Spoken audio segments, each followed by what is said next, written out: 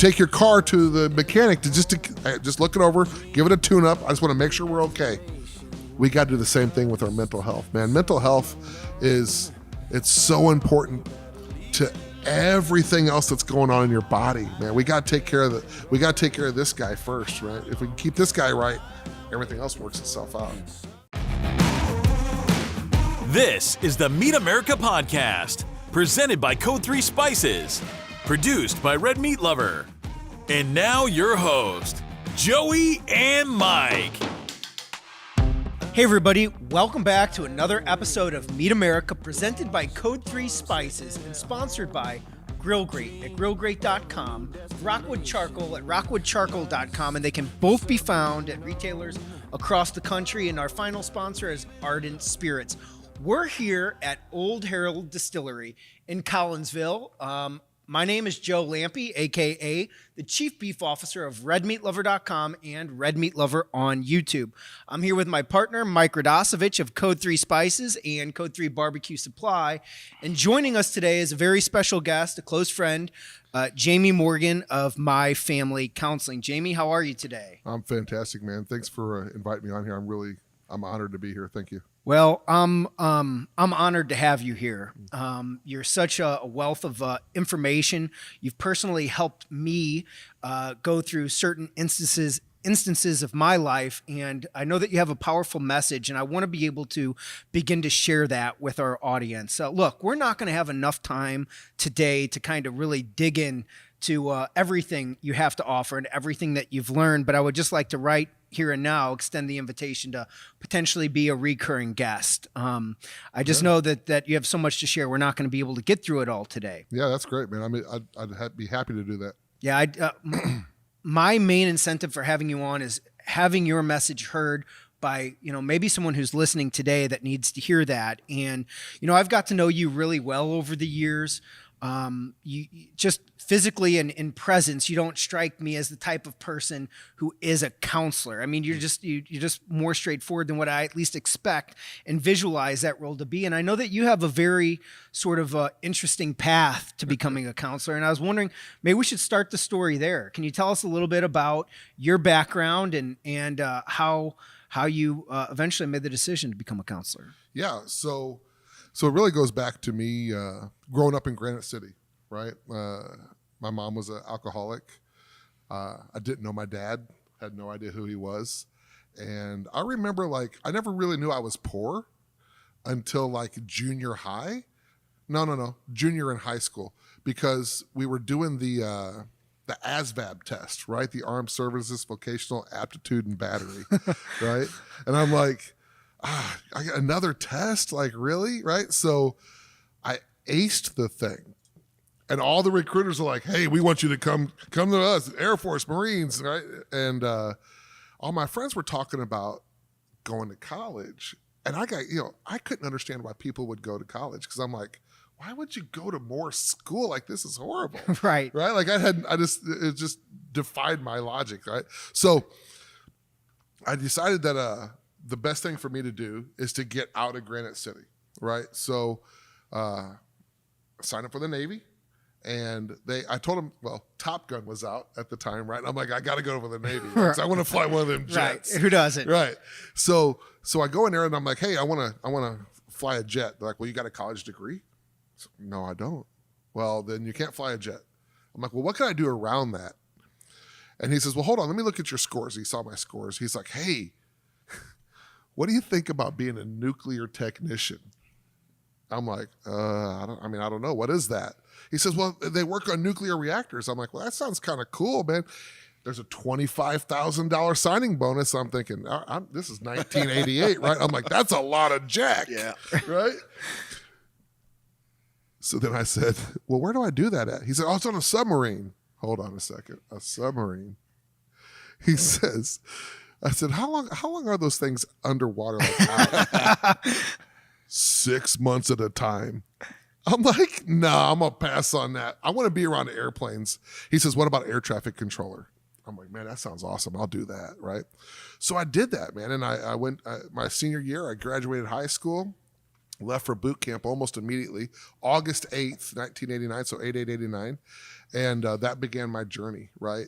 And one thing that boot camp and air traffic control school taught me is that I can do anything for 9 months. Like I don't care what it is, I could do anything, right? Because that was hard. That was hard stuff, man. So did my career 5 years in, and I got out in 1994. And I started a construction company with my grandfather because, he'd always done construction. And there's a pivotal time there.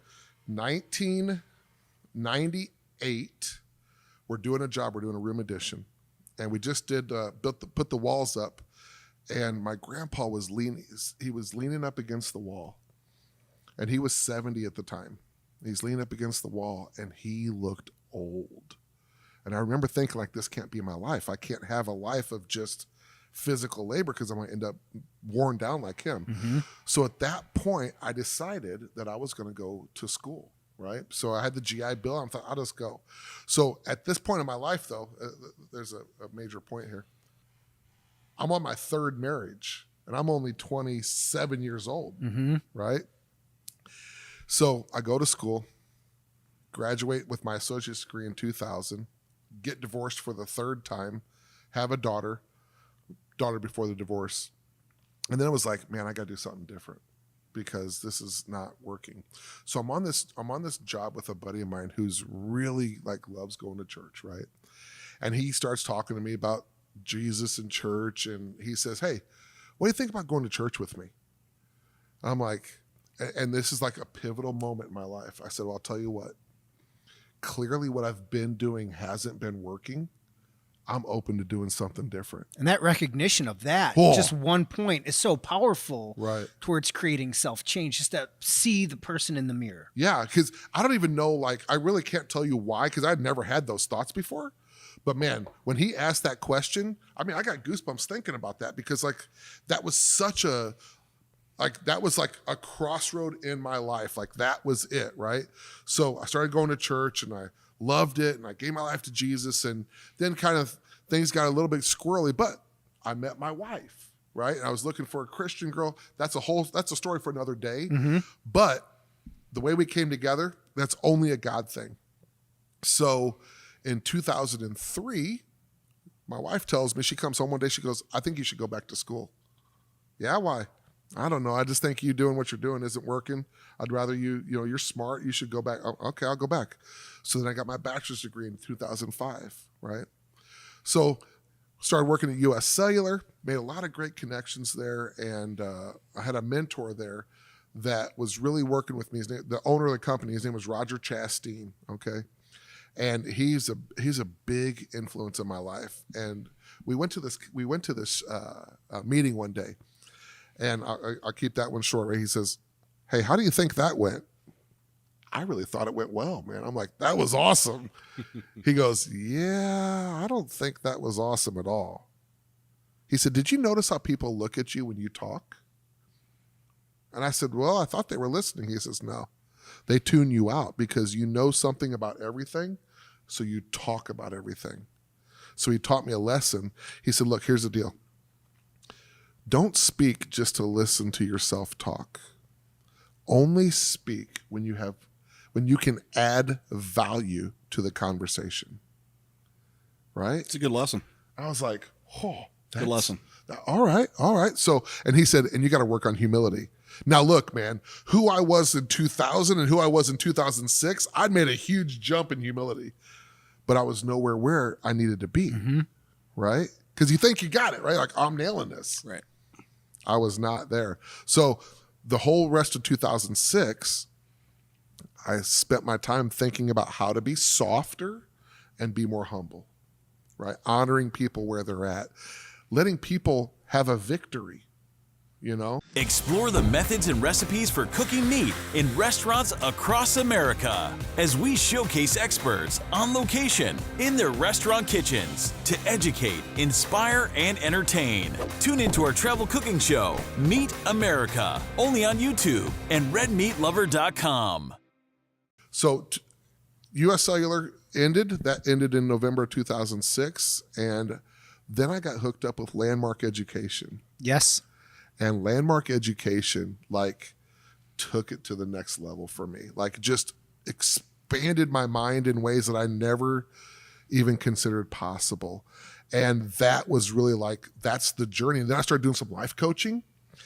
And then the next big pivotal moment in my life happened on Time Change Sunday, 2009. Mike, you remember Time Change Sunday, 2009? Do not. I think Yeah, you you do. will. Okay. You do. Bring it to me. I used to go to a church in Maryville, Illinois called gotcha. Maryville First Baptist Church. And the pastor there was Fred Winters. And, we'd been going there for maybe, that would have been March, right? March 8th. I can't believe I'm just now putting this together. Well, and this is why, I mean, for the audience at home that doesn't know, this is your first time, really, I mean, second time maybe, but had no knowledge really that this story kind of intersects both of your lives. But go on. Yeah.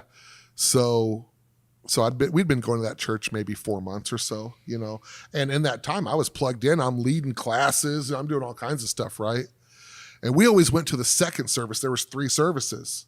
And I remember driving down Highway 162, and there's cars parked everywhere on the side of the road. Again, goosebumps, right?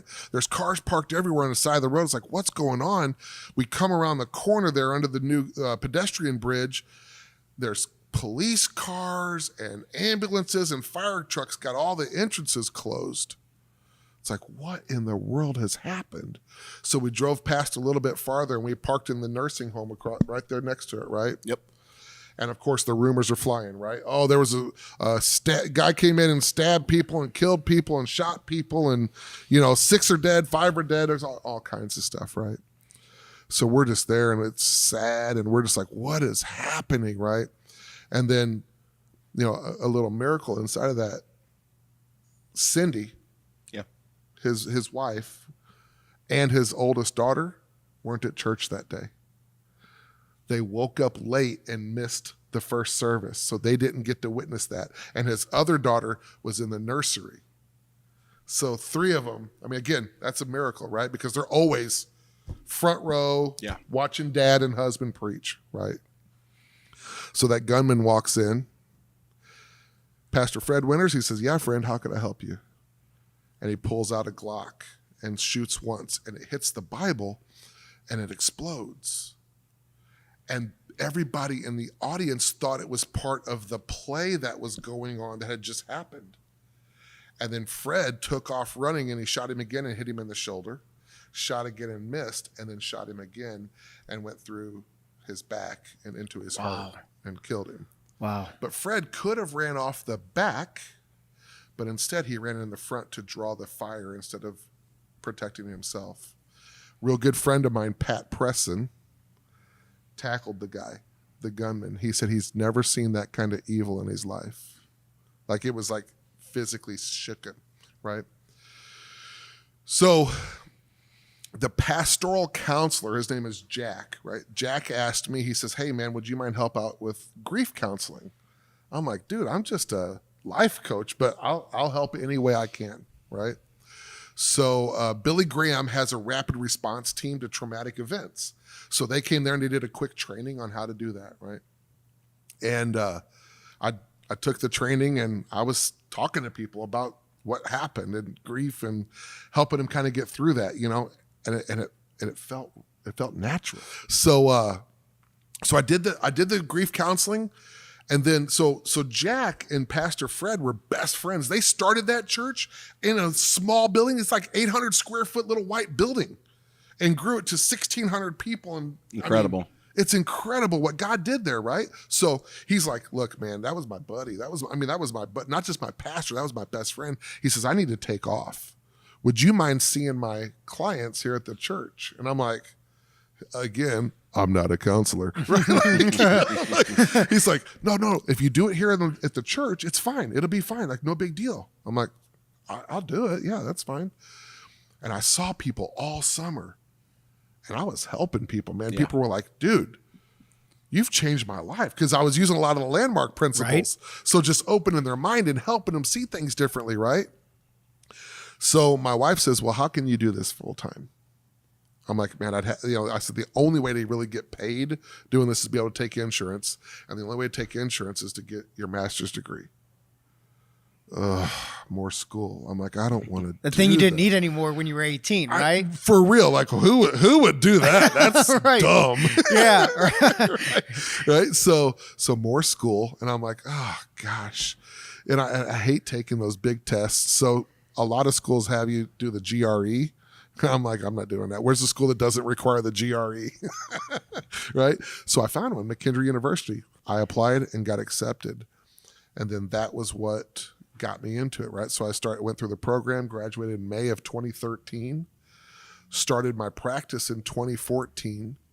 I worked full-time at the VA and was building my practice. And I did that from 14 to June of 17. And then in June of 17, I decided to quit the VA and go full-time counseling, man. I'm like, all right, let's see what happens. I put my 2-week notice in, and by the time I was doing counseling full time, my calendar was full. Like I was up to 35 people. That I've seen the growth personally. Right. Yeah, you have, right? Because I think incredible. Yeah. So then from June 17 to December 17, I was seeing almost 40 people a week, and I had 16 people on my wait list. It's like, holy cow, right? I need help. So then I found a building, and I hired 2 counselors, and then they got full. And then I hired 2 more, and they got full. And now I've hired 3 more, and they're getting full. We're getting ready to hire 2 more.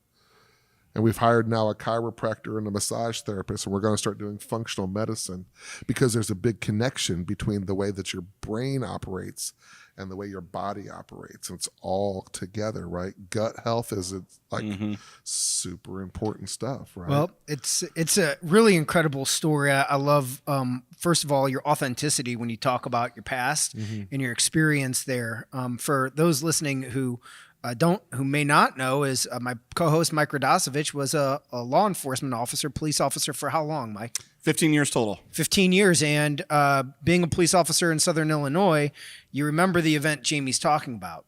I've thought about it every day since it's happened.